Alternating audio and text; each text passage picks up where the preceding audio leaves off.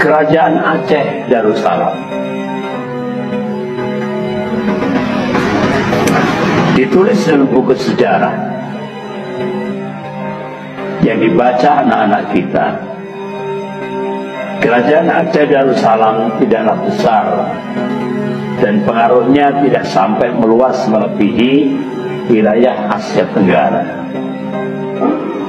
Padahal yang benar tadi sudah saya sampaikan, kerajaan Aceh Darussalam itu pengaruh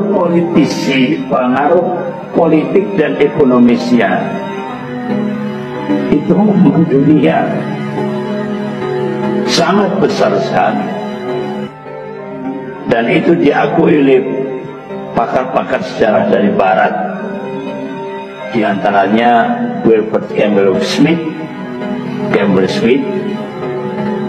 dalam bukunya Islam in Modern History menyatakan Aceh merupakan salah satu dari 5 besar kekuatan Islam dunia pada masanya.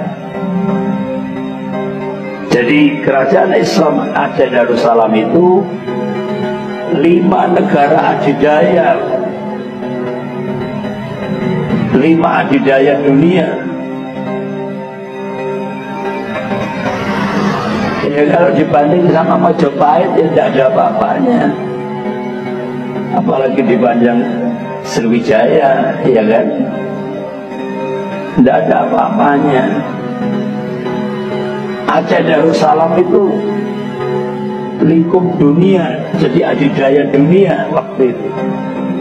5 kerajaan Islam terbesar seluruh dunia. Bahkan ibu-ibu yang dirahmati Allah, 5 kerajaan besar itu: Kekhalifahan Turki Utsmani, Kekhalifahan Maroko di Afrika Utara, Kerajaan Isfahan di Timur Tengah, Kerajaan Islam Mughal di anak benua India, Kerajaan Aceh Darussalam di Asia Tenggara. Jadi masuk adidaya negara besar, kerajaan terbesar dunia waktu itu, Aceh Darussalam. Indonesia masih belum ada. Indonesia masih belum ada. Aceh sudah menjadi kerajaan Islam terbesar dunia.